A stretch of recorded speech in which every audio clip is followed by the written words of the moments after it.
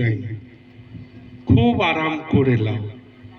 যখন মরে আসবে, একজন জাহান্নামীকে সব থেকে কম শাস্তি যেটা দেওয়া হবে, তার জুতোর সোলটা হবে আগুনের আর ফিতেটা হবে আগুনের। এটা জাহান্নামের সব থেকে কম শাস্তি। আর ওইটার কারণে তার শরীরের টেম্পারেচারটা গিয়ে তার ব্রেনে আপনার উঠবে, তার ব্রেনের এই মগজটা ওই আগুনের তাপে ফুটতে থাকবে। এটা সব থেকে কম শাস্তি হবে জাহান্নামীদের। আর কি হবে? কুল্লামা নাজিজাত জুলুদুহুম বাদদালনাহুম জুলুদান গায়রুহা লিয়াযুকুল আযাব। মানুষের শরীরের চামড়াটা পুড়িয়ে দেওয়া হবে, আবার নতুন করে চামড়াটা গজিয়ে দেওয়া হবে। বলবে বেশ তো ভালো ছিলাম, বারবার চামড়াটা পোড়ানো আর গজানো হচ্ছে কেন? যা করবে একবারই করে দাও, ঝামেলা মিটিয়ে দাও। আল্লাহ বলবেন না।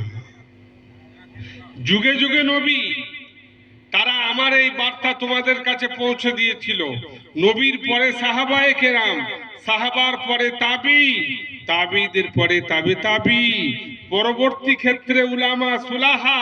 এই বার্তা তোমাদের কাছে পৌঁছেছিল, বারবার পৌঁছেছে, তোমরা বারবার ডিনাই করে গেছো। সেই জন্য আজকে বারবার তোমাদের এই চামড়াকে পোড়ানো হবে আর বারবার চামড়াকে নতুন করে গজিয়ে দেওয়া হবে। চিৎকার করছে, আল্লাহ পানি দাও, পানি দাও, 500 বছর পানি খেতে পাইনি, ভিতরটা শুকিয়ে গেছে, একটু পানি দাও।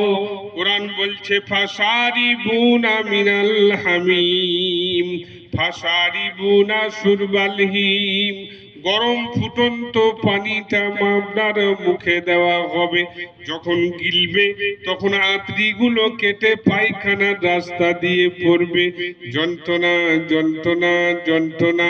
এখন বলবে আল্লাহ খিদে লেগেছে, খেতে দাও খেতে দাও, 500 বছর খানা খাইনি। কোরআন বলছে লা আকিলুনা মিন শাজারিম মিন যাকুম ফামালিউনা মিনহাল বুতুন।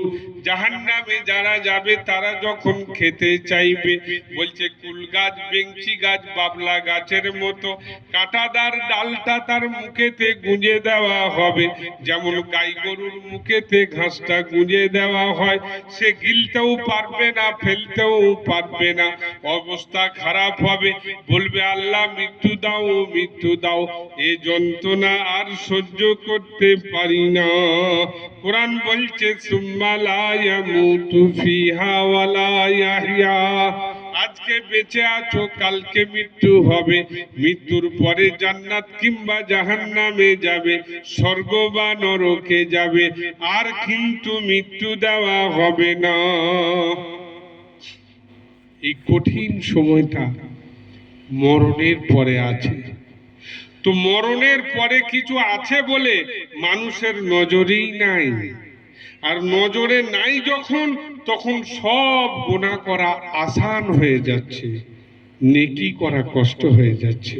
ওই জন্য নবীজি বললেন ওয়া আন্নাহিতুকুম আন জিয়ারাতিল কুবুর ফাজুরুহা ফাইন্না তুযাক্কিরুকুমুল মাউত।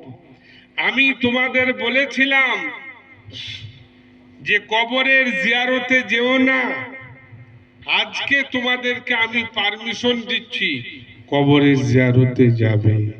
কবরের জিয়ারতে গেলে তোমার নিজের মৃত্যুকে স্মরণ হবে, যার মৃত্যুকে স্মরণ হবে সে গুনাহ থেকে নিজেকে বাঁচাবে, নেকির কাজ ভালোভাবে করতে পারবে।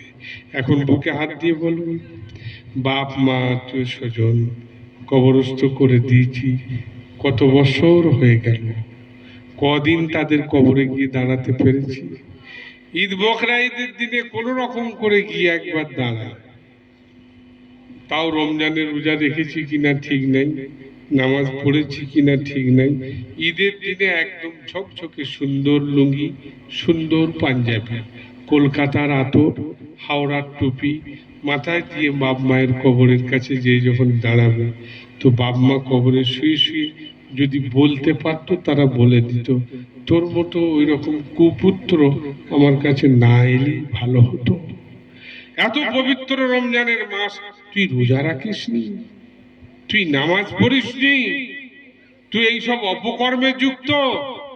হাদিস শরীফে আছে, সোমবার আর বৃহস্পতিবার কবরে যারা শুয়ে আছে তাদের আত্মীয় স্বজন যদি কোনো ভালো কাজ করে সেটা পৌঁছে দেওয়া হয়, আর যদি খারাপ কাজ করে সেটা শুনিয়ে দেওয়া হয়।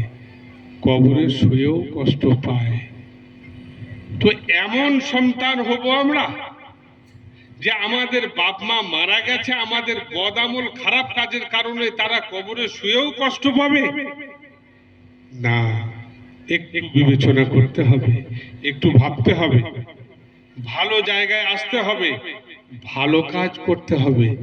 আল্লাহ তাআলা আবার সতর্কবাণী দিয়েছেন, ইয়া আইয়ুহাল্লাযীনা আমানুত্তাকুল্লাহা ওয়াল তানজুর নাফসুম মা কদ্দামাত লিগাদিন ওয়াত্তাকুল্লাহ ইন্নাল্লাহা খাবীরুম বিমা তা'মালুন।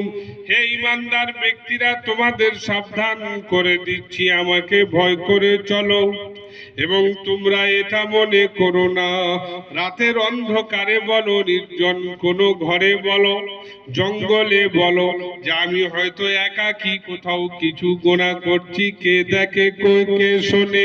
আল্লাহ বলছেন, আল্লাহু বাসীরুম বিল ইবাদ। ওরে আমার বান্দা বান্দিরা, যখন তোমাকে কেউ দেখতে পায় না, গ্রামের মানুষ দেখে না, ইমাম সাহেব দেখে না, তোমার লোকাল থানার পুলিশও দেখে না, তোমার গ্রাম সদস্য দেখে না, কেউ দেখে না, আমি আল্লাহ দেখি। আমার কাছে কিছুই লুকায়িত নাই। শুধু তাই নয়, ওয়াল্লাহু আলিমুম বিজাতিস সুদূর। তুমি মনে মনে কি পরিকল্পনা জল্পনা করো, আগামী জীবনের জন্য তুমি কি প্ল্যান নিয়েছো, তুমি ভালো করবে মন্দ করবে খারাপ করবে, কাকে মারবে কাকে ধরবে, কার দোকান লুটপাট করবে, কার ঘরে হানা দেবে, তুমি মনে মনে শুধু প্ল্যানটা তৈরি করেছো, এখনো তুমি কাউকে প্রকাশ করনি। আল্লাহ বলছেন, তোমার মনের খবর পর্যন্ত আমি আল্লাহ জানি। তবেই তো আমি খোদা, তবেই তো আমার খোদাই। আমি যদি এগুলো না জানতাম তাহলে আমার খোদাই কিসের? তো আল্লাহকে লুকোবার ক্ষমতা আপনার আমার কারণ নাই। তিনি বলছেন, আমি সব জানি। তো যে আল্লাহ আমাদের সব দেখেন, সব শোনেন, সব জানেন,